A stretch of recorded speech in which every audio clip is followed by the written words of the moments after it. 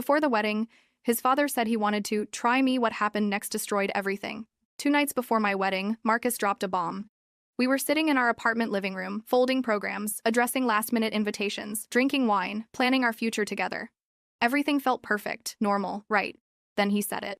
Tomorrow night my father needs to examine you. Casually, like he was mentioning picking up dry cleaning, like it was nothing. I laughed, thought he was joking, making some weird joke about meeting parents or family traditions. But Marcus wasn't smiling, his face was serious, deadly serious. It's tradition, he continued, in our family. My brothers and Uncle Roberto will be there as witnesses, it's just how we do things. My stomach dropped, actually dropped, wine glass freezing halfway to my lips. Examine me? What does that mean? To ensure you're pure, virgin, untouched. Every woman who marries into the Castano family does it. My mom did it. My sister-in-law Maria did it. All my cousins' wives. Everyone, it's required. I pulled my hand away from his. No, that's not happening. That's insane. Oh.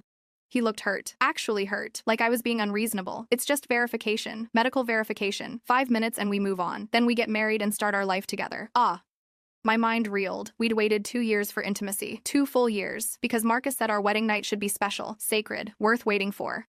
I thought it was sweet, romantic, old-fashioned in a good way. Now I realized he wasn't being romantic. He was saving me, preserving me, for inspection. Like a product, like merchandise, like something with a quality seal that needed verification before purchase. I can't do this, I whispered. This is wrong. It's family tradition. If you love me, you'll understand. That night, I left, grabbed my purse and keys, drove through rain to my best friend Sarah's apartment across town. Mascara running, heart shattered, hands shaking on the steering wheel. He wants his dad to check if I'm still a virgin, I choked out when she opened the door, with witnesses, before the wedding. She held me until I passed out on her couch, exhausted, broken, confused. The next morning, I went back to our apartment, hoping it had been a misunderstanding, hoping for an apology, hoping Marcus would tell me he'd been drunk or confused or joking. Marcus was crying at the kitchen table, red eyes, trembling hands. If you loved me, I said quietly, you'd protect me from this, you'd tell them no. He stood up, face transforming, from sad to angry in an instant. And he slapped me. Hard, open palm across my face, the sound echoed in the kitchen. His eyes widened immediately, shocked, like he couldn't believe what he'd done, like his hand had acted without permission. I didn't say anything, just pulled off my engagement ring, set it on the counter, heard it clink against the marble, and walked out. 3 days later, Marcus showed up at Sarah's apartment, pounding on the door at 2 a.m. Hands trembling, eyes haunted, looking like he hadn't slept. I hit you to save your life, he said when Sarah opened the door. What? I was behind her, confused, scared. The examination isn't about purity. It's an auction. They sell women. My family sells women to European buyers. The examination is a showing, a preview. Then they auction you off and I get paid. I stared at him, unsure if I should believe him or call the police. This sounded insane, impossible. He pulled out papers from his jacket. Contracts, vendor agreements, bank statements. They'll find you through these. The florist has your card number. The photographer has your email and address. The venue has everything. You need to disappear. Run, now. Rimardi eine est. Sarah started filming silently on her phone. She was studying for the bar exam, 2 months from becoming a lawyer. Her brain kicked into evidence collection mode. The next morning, I called the venue, canceled everything, lost my $8,000 deposit. That was supposed to be 6 months of rent money, gone. When I told my mother, she asked if I'd been drinking, if I was having a breakdown, if I needed therapy. She didn't believe me. Nobody did. The next week was hell, complete hell. Vendors started suing me for breach of contract, the florist, the caterer, the photographer, all demanding payment for services not rendered. My job at the insurance company flagged me for instability after I broke down crying at my desk. Sarah asked me to leave her apartment because her law school scholarship was funded by a Castano family foundation. She couldn't risk it, couldn't help anymore. I was being erased, isolated, destroyed. Meanwhile, Marcus was playing the heartbroken fiancé at work, bringing cannoli to his coworkers, getting sympathy, getting support. Poor Marcus, whose crazy fiancé ran away. Then I saw Maria, his sister-in-law, married to his older brother Dominic, at a pediatrician's office. She was there with her 3-year-old son. I was there getting medical records to change doctors. Our eyes met. She mouthed one word, help. Then turned away quickly, grabbed her son, left fast. That's when I knew. I wasn't the first. I wasn't some isolated case. This was a pattern, a system. And if I didn't act, I wouldn't be the last.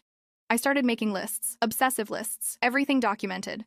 Every canceled vendor who suddenly wouldn't return my calls, every friend who suddenly stopped texting, every person who suddenly avoided me at the grocery store. The Castanos thought they were destroying me, isolating me, making me disappear. But they were showing me exactly how they operated, showing me their network, their reach, their methods. I ran into Maria again at a CVS pharmacy 2 weeks later. She was buying children's Tylenol. She whispered while pretending to compare aspirin bottles. Voice barely audible. They monitor everything. Phone, email, location. If I try to leave, I lose my son. Court order. They own the judge. Within hours, I was accused of harassing her, threatening her, stalking her. My few remaining friends pulled away completely. My cousin Jen, who'd been my maid of honor, posted on Facebook, defending Marcus, calling me unstable, saying I needed help. Even my mother begged me to stop, to move on, to get therapy and forget this. But I couldn't stop, couldn't forget, couldn't move on. I stumbled across our old shared cloud storage account, the one Marcus and I had used for wedding planning. He hadn't removed my access, probably forgot about it in the chaos. I tried his mother's birthday as the password, Rosa Castano, born the 15th of May 1960, 051560. It worked. In a folder labeled Tax Documents 2019, I found emails, dozens of them, to someone named Father Francis at St. Anthony's Church. Marcus had written everything, detailed everything, his horror at discovering what his family did, his plan to push me away before they could sell me, his guilt, his fear. I can't let them do this to her, but if I tell her directly, they'll kill us both. I have to make her hate me enough to run. I started mapping the family's finances, bank statements from the cloud, Venmo transactions, PayPal records. Payments always came 13 months after family weddings, always, like clockwork. Large payments. $50,000. $75,000. $120,000. From shell companies, European accounts, untraceable sources. Then my phone buzzed. Unknown number, a photo. Me, disheveled, at the courthouse trying to file a police report that got dismissed. They were documenting me, building a case, framing me as unstable, paranoid, delusional.